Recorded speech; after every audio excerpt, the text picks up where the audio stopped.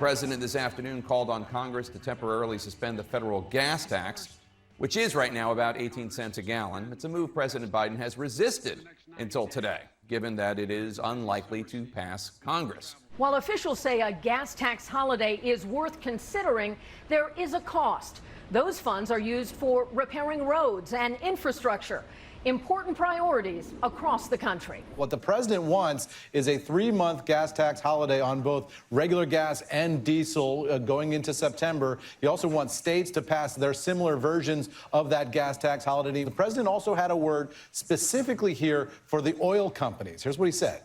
Bring down the price you are charging at the pump to reflect the cost you are paying for the product. Do it now. Do it today. Why are you talking like that?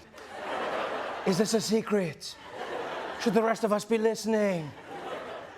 Why does he do that thing? It's so strange. Like, Joe Biden's the only president whose vibe shifts in the middle of a sentence. Oil companies, you better lower the prices. Please. Please, I'm begging you. If you're president, you just gotta say things. Otherwise, it makes you look weak, you know? You can't be like, Mr. Gorbachev, tear down this wall if you get around to it. It's such an ugly wall, or at least paint it. Come on.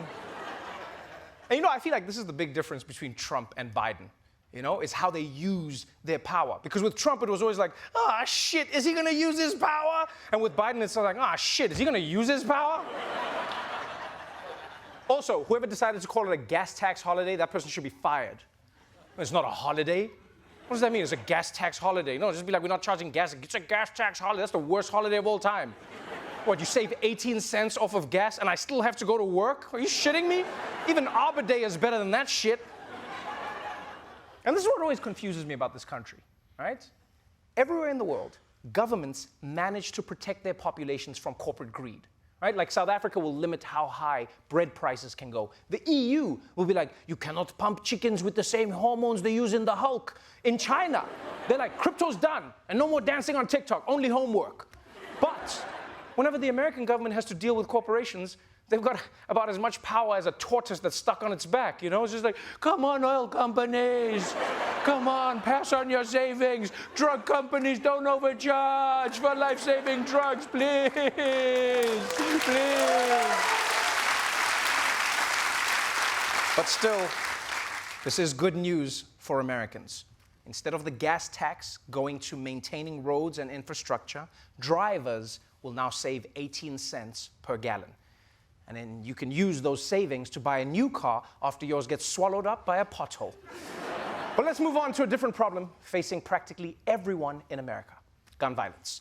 There have been many mass shootings in America over the past couple of decades. And after each one, people have always said, maybe this time will be different. Maybe Congress will do something about this. And every time, Congress was like, no.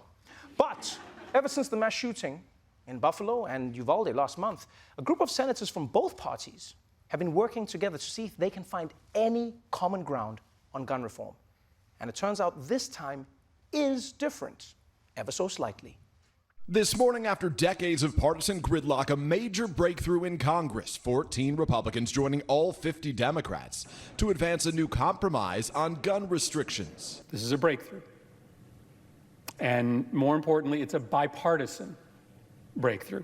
The deal includes enhanced background checks for people between 18 and 21, closing the so-called boyfriend loophole, preventing romantic partners convicted of domestic violence from buying guns, directing more money for states to implement their own plans to address gun violence, and billions for school security upgrades and mental health services. And Senate Minority Leader Mitch McConnell calls the deal a common-sense package of popular steps that will help make these horrifying incidents less likely, while fully upholding the Second Amendment. Oh, I agree with Senator Mitch McConnell. Thank God the precious Second Amendment has been preserved.